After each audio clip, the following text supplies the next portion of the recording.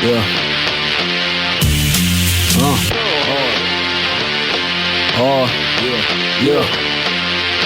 Militant-minded general, 9 gripped, equipped with blades and a pen that can sharpen your spine's tip. Level-headed, though my mind flips from side to side with an acrobat's experience. After I stick it, I'm luring down a demon-possessed Ahiye. Seems Jay's the best for the job with no code. What's the word, y'all? It's KTR _podcast, Another Rose Podcast. You are now live and direct with your boys, Cinko, Big Harv, and J-Bo himself for episode 19 of KTR Know the Ropes Podcast. How y'all doing today, my brothers? I am feeling amazing. I'm feeling great too, J-Bo. I cannot complain. This snow ain't gonna affect my day, but I'm feeling great. Big Harv, how you feeling? How you doing, Harv? Hey, how you hate feeling? Y'all. I feel like I hate y'all, but yeah. I'm alive, baby. There you go. Let's go. That's all that matters. That's a blessing, and that is great because we need you on this show. And before we get started with this show, please be sure to do this one simple thing. Follow us on all social media platforms, KTR _podcast, Twitter, Instagram, Know the Ropes Podcast, Facebook, and YouTube. Know the Ropes Podcast on all podcast platforms. Google Podcasts, Spotify, Anchor, Apple Podcasts, Podbean. We are on everything because this is episode 19. We're going to get right into it. We're not going to waste y'all time. We're not going to say the best for last. We're going to get right into the best. Royal Rumble. Going to get in that review real quick. Before we get started into this review, I do want to sincerely apologize. Go ahead, Sam. Go ahead, Cinko. Go ahead. For my messed up prediction. Let's hear it. Yeah. I apologize for my incorrect prediction of Bianca Belair not winning the Women's Royal Rumble. Boy, you were sure. I mean, if you were insistent. Woo. If you go off of now, Harv, you right. Woo, you right. I mean, I'm not gonna doubt the queen. You know, she's the GOAT and everything right now, currently in the women's division. But the way how WWE has been functioning over the years with who wins this and who wins that, it was kind of obvious to me that okay, Charlotte was gonna win the Women's Royal Rumble. But no.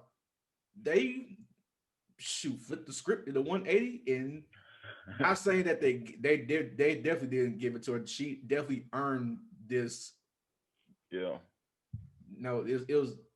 I can't put into words. I can't fathom because Bianca Belair winning that Royal Rumble was simply breathtaking. Like the raw emotion, the feeling, everything just cultivated together. It was so perfect on her winning that. Yep. That amazing milestone in her career, and she has furthermore to come in her career because she's just getting started. She just scratching the surface. Her roof, her ceiling is extremely high in this business. It's high, yeah. But like hats off to Bianca, hats off to Edge winning the Men's Royal Rumble. Wasn't too thrilled about it because who he eliminated last to win it because I was so sure that Randy was going to win it because the way he had RKO, I'm like, okay. Randy about to be a 3-time Royal Rumble champion. No. Yeah. They want to throw it to the part-timer. No, I'm scared. No, I'm kidding. But yeah, shout out to Edge, win the Men's Royal Rumble. Shout out to Bianca, win the Women's Royal Rumble. Roman Reigns retained his title. Drew McIntyre defeated Goldberg and didn't fall to the spear with the man of 3 moves. God. And also shouts out to Nia Jax and Shayna Baszler for winning the women's tag team titles. And with that being said, our co-host J-Bo actually picked every match correct at the Royal Rumble. So I'm gonna start off with J-Bo.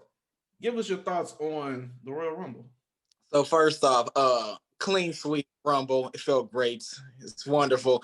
For those of you who may not have listened to episode 18, please go back to episode 18 where they asked for my prediction of the women's winner. And what did I say? I will tell you what I said. I said Bianca Belair, Bianca Belair, Bianca Belair. And guess who won? Cinko. It was Bianca Belair. Okay, it was a beautiful night. It was a wonderful night. Then when Edge won the Royal Rumble, he was also in my prediction, and numerous people thought that, oh, he's old, he just coming back, he ain't gonna last long. Well, I ain't gonna lie, he did little things here and there. He pretty much sat out the majority of that Royal Rumble, but at the end of the day, he won, and he came. I don't care who he faced at WrestleMania, he just won. I think the Royal Rumble was great overall. I do think the women's Royal Rumble match was better than the men's Rumble match. I agree with that too. Surprisingly. And I mean, there's numerous reasons. Number one, the women's Royal Rumble match was first, and so it caught a lot of the energy of the show anyway. Especially with Bianca Belair's moment, that made it better. Also, on Bianca Belair's note, when she won, I went to social media. She posted it today, and it was great. She said she came through the curtain, and the first person she saw was her husband. And then before she asked for anything, she asked, just to pray together. Like, she was very spiritual. It was very just touching to me. And so she's legit. She is the EST both inside and out the ring. So I have to give her that credit for winning the Rumble. Yeah, overall, it was a great show. I'm still not going to sleep on the Roman Reigns issue with the last man standing, okay? Even though I got that correctly, that ref stopped counting. Okay, let's not. He stopped counting, and when he should have kept counting. And Kevin Owens probably should have won that match, honestly, but he didn't. Paul Heyman, chief, the head chief, head of table won. So, yeah, Royal Rumble was great. Harv. Big Harv. It was okay. I'd say it was a B. I'll give it a solid B. None of the matches were really that top tier. I'm glad they didn't. They did a lot that we predicted might happen. Really glad they didn't screw around and give Goldberg the title again, man. That would have been disastrous going to WrestleMania. There was some close moments. There were. I think I jumped up during that match more than any other match. The women's Rumble, man, they put a lot more into it. They had the little spot with R-Truth in there. Of course, and that's been stale to me for a while. I've been saying that 24/7, but that was perfect. That was well done. Perfect amount of entertainment in the match. Perfect way to, jump outside of what was actually going on and give it a little dash of extra salt. It was very well done. The men's Rumble didn't really have that much of an impact. Biggest surprise to me was my boy Carlito. I marked out. That's my guy. Apparently he is on a trial with the company. I really hope that something comes of that, even though he'll probably be regulated to like an MVP type role, which is not bad because he's always been good on the mic, had that charisma. Hopefully he can rub off on some other cats. We all saw the title switch with Shayna Baszler and Nia Jax taking the titles back because really of Cinko's prediction that Charlotte was going to win Rumble, it made sense. Right. Even though that ultimately didn't happen. Charlotte just at night. Every dog has their, I had the correct predictions on the last review, but this one, it happens, Oh, the queen proceed. The queen lost twice in one night. That's cool. Let's say that about the queen. Overall, she is. Overall, it's a solid B. Like I said, I was really adamant about Edge not winning because of his age. I didn't think he'd go that long, but he did. Like J-Bo said, he did get a lot of rest time during that, but not as much rest time as the guy that he threw out at the end. Let's just say. He was flat out lazy. He slept, went back, took a nap while everybody else, at least, fumbled around in the ring. He was just backstage napping. I mean, when you the GOAT, you have to. Anyway, as I was saying, it was a good surprise because after that RKO, you just knew he was getting tossed out. But that quick switch was good. Christian was a good surprise too. Christian was a good surprise. They had the little moment for those with the benefit of having some flash photography. It was great. They had some good moments, but it wasn't anywhere near as good as entertaining as the women's was. So overall, I give it a B as a show. Okay, so with that being said, before we transition to our next topic of discussion, who do you believe Bianca will challenge for? Who she would challenge at WrestleMania, and who you think Edge will challenge at WrestleMania? Go. I want all of our wonderful listeners to go back to our draft episode where I claimed that when Bianca Belair got drafted to SmackDown, this was a perfect opportunity to build her up as a challenger and Sasha Banks as a women's champion so that she doesn't lose the belt in a month, so that they can finally go at it at WrestleMania. And it looks like that's coming to fruition. So I am really hoping Sasha Banks and Bianca Belair, SmackDown Women's title, WrestleMania. Yeah, for the men, with Edge, who's gonna challenge? To be honest, I really don't care. Wow. The person you chose to win the Royal Rumble, you don't care. That's something. No, because I just wow. knew I think they're gonna swerve us. Like right now, like it looks like that Edge don't care too much about Roman Reigns, because from SmackDown it looks like, oh, you got somebody to deal with Kevin Owens coming out, and he looks like he showed heavy interest in the NXT title and the WWE title. But I think he's going to swerve us and actually go for Roman Reigns at the end. I don't know. There's really not that much to go off of, but just with a little I got, I think probably Roman. Oh, I was thinking Roman too. I don't know. I'd rather see him and Drew. Yeah. Me personally, I feel like him and Drew would have a better contrast and put on a pretty good match. But I do think it's going to be Roman Reigns. I'd also rather see Bianca Belair go for the Raw title than the SmackDown, just so we could have two black women's champions at one time. That's just personal preference for me. good point.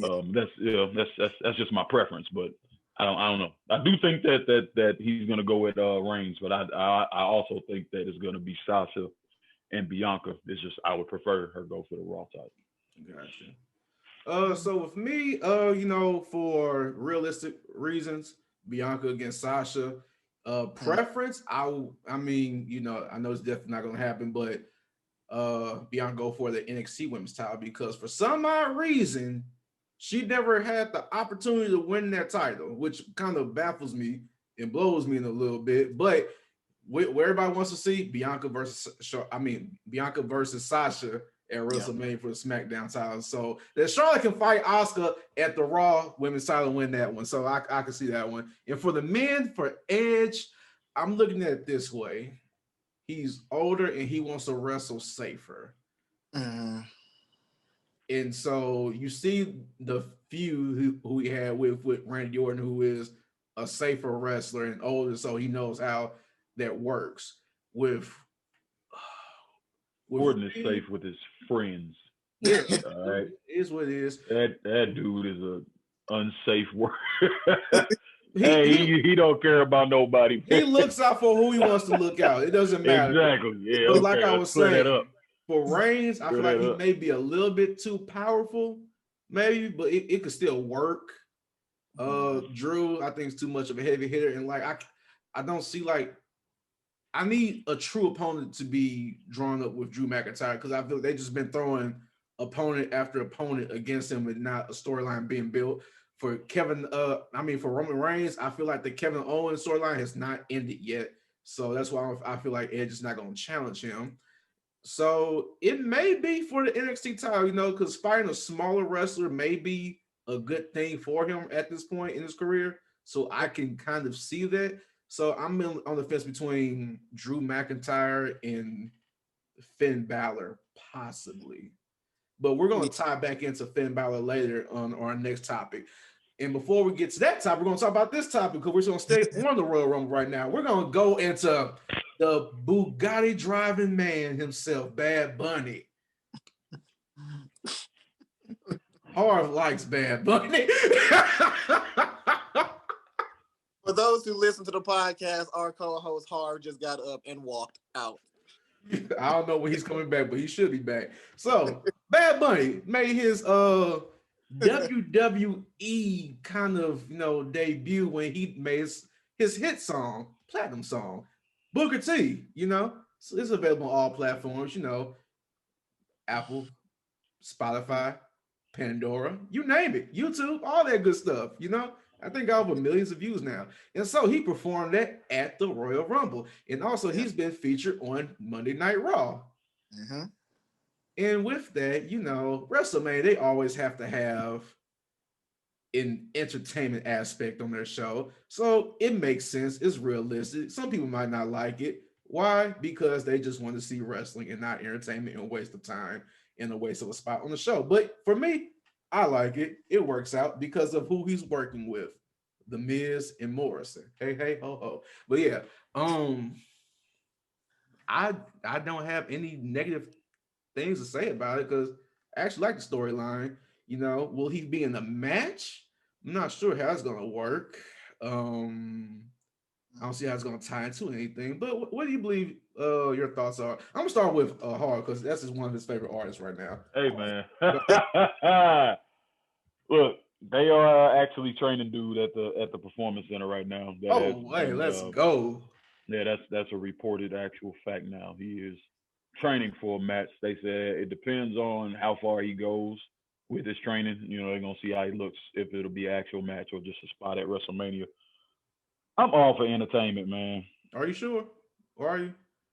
I can't tell something. I just have a different definition of what entertainment is, I guess. This dude is a clown. That dude is you complain about Rey Mysterio Jr. getting a spot at SummerSlam. I complain about him getting a spot on anything. But anything. But you are all for this nobody celebrity. I want he's a celebrity for a reason. Exactly. But no, he has no wrestling ability. No wrestling ability whatsoever, and you're all for giving this guy an opportunity. Whatever, Sam. But no, I don't want to hear it. No, because I don't want to hear it. I don't want to hear it.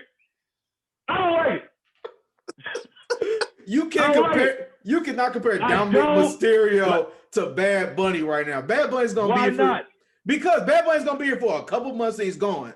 Dominic Mysterio has been in multiple matches. At that spot for a couple months, and now where is he? What is he doing now? Like I said, what is he doing? Look, what is he doing? This is not a topic on the show right now. Okay, we're not down the rungs of the ladder. Exactly where he belongs. That's where he belongs. We said that. So he got his opportunity. So you like Dominic Mysterio wrestling on TV? You like him taking up people's sign? I would rather watch him than Bad Bunny. Wow, Bad Bunny? You want to see 10 arm drags in a match? You a grown man. What you want to see a crossbody? That's what you want to see because that's all he's gonna pull off. Okay, what Dominic do? Arm drags. You saw how that happen. So what's the difference? They be better executed than Bad Bunny hopping off the top rope. No, I doubt that. Barely. Now you're stretching. Stretching. Right. You know, J-Bo, touch on the subject before we get off topic. Yeah, you're disrespectful. Bad Bunny. I apologize, everybody. We quick disagreement. Thing on topic with Bad Bunny and his involvement. I saw the business. Sorry. Yeah. It is. It's good for business, yes, because he actually has a very strong following on social media and in his music base. So it's good for business. I remember when I saw his performance live at the Royal Rumble with Booker T standing in the middle, just not moving. And I was wondering what the heck was going on. So I looked up the music video and it was that was the music video. The music video was the same thing. Booker T stood just like how Harv is looking and he wrapped around him the entire time. So that was just awkward. I don't mind a spot at WrestleMania. I don't, but I just rather not see a match for that. I don't. I wasn't impressed when Stephen Amell got into the wrestling ring, and I actually liked Arrow TV show. So like all these different, celebrities coming in doing different things. Spots, fine. Matches, no. The only thing that's good is that his name is good for publicity. Miz and Morrison is great because they're all characters. So I mean, storyline and promos and segment wise, it'll be fine, but not for a match. That's where I hope it's not going. Nah, he wasn't. He wasn't Pat McAfee level, but Stephen Amell was actually Pat pretty McAfee good was in my opinion. Actually, that was he was dope. He was dope. Stephen Amell for being an actor and never being in the ring before for his first match, he was actually pretty decent. Yeah. And he had a couple more matches after that where he only got better. Right. So I mean, like Pat McAfee was like he's probably the best celebrity wrestler that ever stepped foot in the ring. And he had the charisma too and everything. Like it was just everything lined up for real. Yeah. Like he was cutting decent promos and. But like that's the thing. Pat McAfee, he was able to get into the ring and like let's say no one knew that he, played You in the would NFL. not have known. Could have really thought of him as an actual wrestler. So he played. In my opinion, I don't think anyone else played it off the same way he did. So that's why I look. Oh, and we're not going to see here. I'm not going to say that. I honestly don't think that we're going to see the same thing from Bad Bunny. We're not guaranteed. He almost broke his neck jumping off the top rope with a cross body. He slipped on a banana. But, that's okay. He got one strong leg that he pushed off of. That other leg was dead, boy. Dead. I'm all for a spot. I feel like a spot makes sense though. I'm not gonna lie, a spot, because business wise it makes sense. But a match with Miz or Morrison is really a waste of their talent. They're probably not going to be doing anything at WrestleMania anyway, but it's still a waste of their talents. Don't sleep on the Miz. You got that briefcase. You never know. Yeah. But with that being said, we're going to transition to the next topic. Yes. So what's today? Today is February 6th? Yes. Special day is around the corner, actually, in the following 7 or 8 days. February 14th. You know what that is. Vengeance Day with NXT. And on that show. What y'all thought well done. Well done. What y'all thought was going to say? That was well done. Vengeance Day, NXT's pay-per-view show or highlight show, And on that show, it features a championship match against, well, not against, I haven't got to opponents yet, but it's featuring a championship match of Finn Balor going against Pete Dunne. Done. He said, Done. Damn, I'm really messing up right now.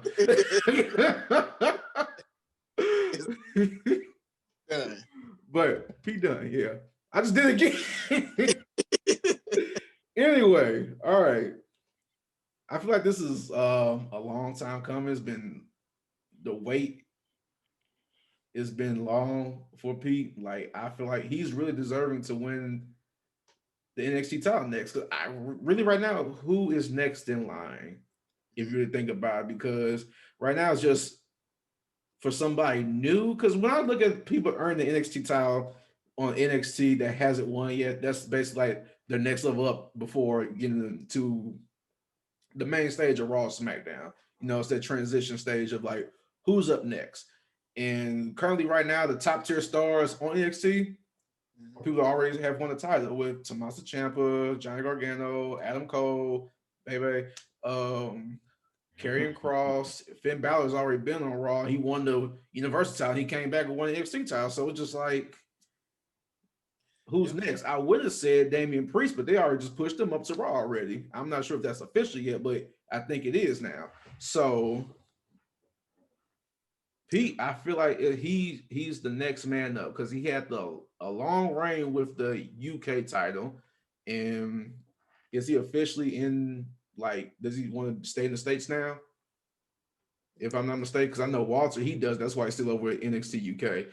And so I feel like with Pete, this is now his time. Finn Balor has done a great job NXT champion. I think his time is up, ran his course. I feel like it's time for him to go back to the main roster just to spice it up a little bit so he can actually be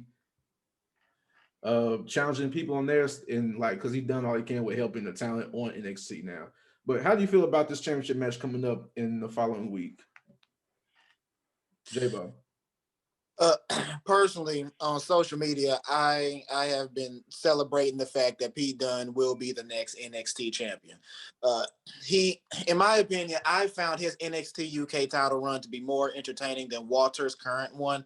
And Walter, he's actually putting on more matches even during COVID. Because when Pete Dunne was UK champion, they just wasn't using him. True. They wasn't using him, but even when they did, he put on star-studded matches. And he's bringing that same intensity even when he doesn't have the UK belt. Then after COVID, when he came back, he's in, like, honestly, the best shape of his life. And he's still been putting on these 5-star matches with these wrestlers. Honestly, he's the only one that can step into the ring with Finn Balor, break his fingers, and take his belt. Okay, wow. Trust me. I love Finn Balor. I do. I think Finn Balor is one of the best in-ring technicians, not just in the WWE, but in the world. But honestly, Pete Dunne, he's up next. And I think it'll be a great disservice if honestly, if he doesn't win, because Cinko, like you said, there's not that many other people who haven't won the belt in NXT to go up against Finn Balor to understandably take the belt from him. So Pete Dunne is honestly the only smart choice at this point, especially so close to WrestleMania. Harvio. Yeah, I'm a big Pete Dunne fan. He's I like him more as a heel, of course. That's how he started. Obviously, everybody likes heels for some reason. Shut your mouth. Just saying. But yeah, he's dope. He's a great wrestler. The bruiserweight, the whole persona, everything is right what it needs to be in order to be a top talent. So I do think it's his time. I agree with everything y'all been saying. Him and Finn Balor are gonna tear the house down regardless of what happens. It's gonna be a great match. There's no way that it's not. So I'm just looking forward to actually watching the match. I think it's gonna be a top tier match. Yeah, great. Yeah, I've agreed too with that. And while we're on the topic of Wednesday nights, we're gonna transition over to the channel of TNT, where the wrestling show AEW comes on. And on AEW, they've been having some guest appearances from Impact, but now we have a guest appearance from New Japan Pro Wrestling. I'm gonna let J-Bo touch on it real quick because he just went ape shit on Twitter when it happened. So, J-Bo, go ahead and touch on the fact when Kenta touched down in Florida. For some of y'all who may not have even caught on to the storyline, if you don't watch New Japan Pro Wrestling, Kenta, he has a briefcase for a United States New Japan Pro Wrestling US title match anytime that he wants. But Jon Moxley has not been in New Japan Pro Wrestling, COVID concern, probably more than likely. And Kenta is probably pretty much fed up. Jon Moxley did make an appearance last week on New Japan Pro Wrestling. However, Kenta did not feel like that was enough, and he followed him to the States and blindsided him at the end of AEW. I think that it's a terrific move, not just on the part of AEW, but honestly on the storyline between Kenta and Moxley, because it was getting dry real quickly, especially with this whole cat and mouse chasing. Harv made a comment months ago, like in the very beginning, where AEW, they can partner up with these different organizations with New Japan, Impact. Heck, I mean AEW, they're also doing work with NWA. They had the women's champion on the show almost every week, but it's still not going to compare to what WWE is doing right now, obviously, because they're two different calibers. Maybe one day, but right now it's not. But it's still a smart move, business-wise, wrestling-wise. It's great for the storyline overall that Kenta came. So this whole collaboration with Impact, AEW, New Japan, it's just more or less good for the fans, but more or less for the storyline right now. Your turn, Harv. That's the biggest benefit of collaborating with a bunch of different companies, though. Like he's had the briefcase for a good long while. They didn't do anything with it. A lot of people probably wasn't even really fresh in their minds, especially people who don't watch New Japan. They just watch AEW, and to see him pop up out of nowhere, it creates a buzz. You know what I mean? It's like it just shook up the landscape because it's another cat invading another company again. It's good TV. It's good for the company. It's good for business. It's good for the fans because we have all these matches, all these potential matches that could happen between all these different talents from all these different companies. So that is the benefit of how they're handling working with other companies. Again, but like I said a couple episodes ago about them trying to compete, it's still not going to compete with WWE because it's going to take too much collaboration, too much back and forth, especially during COVID. It's going to take a lot more effort than what they can actually give in order to compete with a juggernaut like WWE. But what they're doing is great for the wrestling fan. And I'll even piggyback off of that just a little bit more. I think one of the main reasons why I was so excited to see Kenta was, not even a month ago, New Japan, AEW, they made it clear, like, hey, look, we're not looking to do any partnership with New Japan Pro Wrestling right now. And then all of a sudden we see Kenta, honestly, one of their biggest and well-known stars in New Japan Pro Wrestling, shows up on AEW. Like that's just good. That's a good look for the future. It is, yeah, so exactly. More or less why I was more excited to see that. And it's a swerve that actually worked. You know, it's not too many of them that work these days. So, you know, we really believe them because it makes sense not to work with New Japan and then they turn around and do it. So that's kudos. I like what they're doing. I really do. Smart. Overall, great move by AEW, New Japan, Impact all together as a whole. But at the end of the day, money talks, and the billion-dollar organization is still going to be on top. The World Wrestling Entertainment. But shouts out to Kenta though. I know I was excited about seeing that and everything. Him with the GTS on Moxley could have been a little bit better, just a little bit. But yeah, it was good though. It was good. Good for TV. Look, I like Kenta, but yeah, that was not a clean GTS at all. It was bad. Yeah. But it's all good. That was a good show for today. But we're gonna end it. He was excited. When the last time he been to the States? When the last time you been to the States? Probably 2008. He was excited, right? he said he was excited. Man. All right, cool. Time for the lightning round. Just one question, one simple question. It is Black History Month, you know, even though it's the shortest month of the year. But hey, no, I'm not going to complain right now. But yes, it is Black History Month. And with that being said, I'm going to ask my brothers this question. Who is one African-American wrestler that was the biggest influence on you in the wrestling business?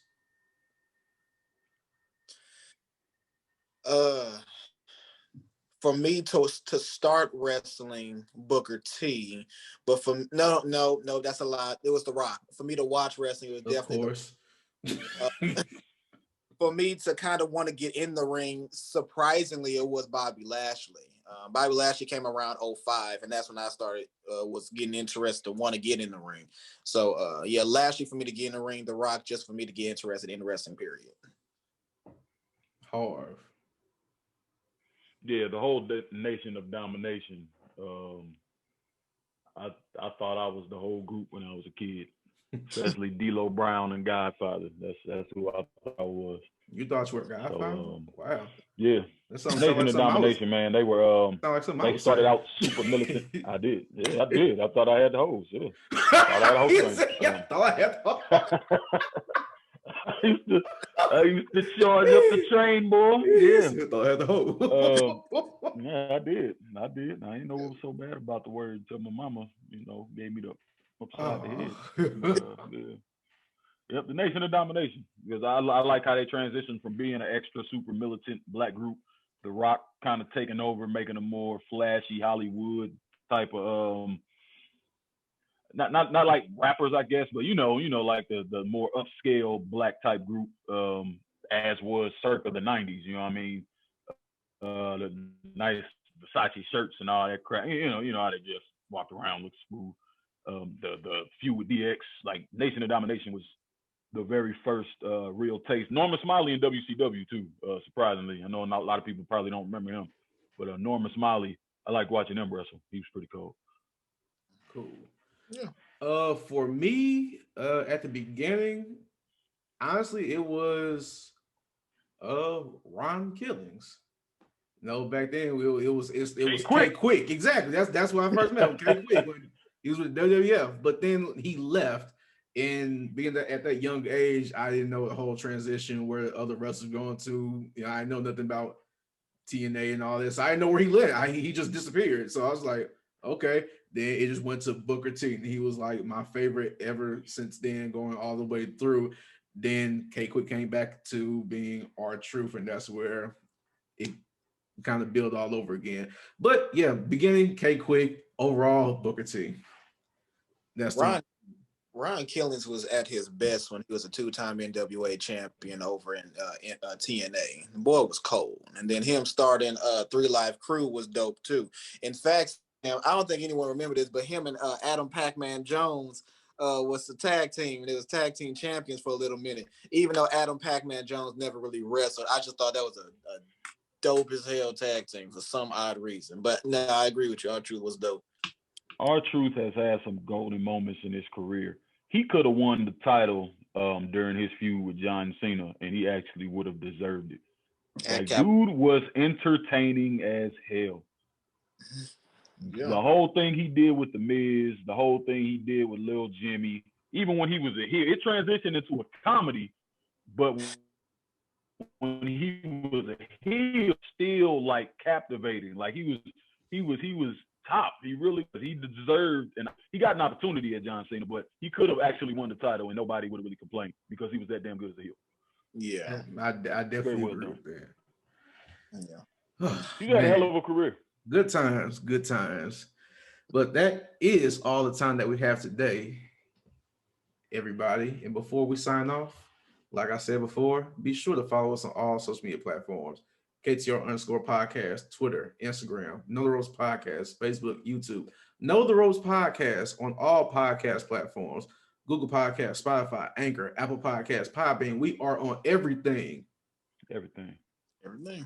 This is episode 19. Know the Ropes Podcast, KTR. And we are out. Tell them what they should do, Big Harv. Pump those numbers.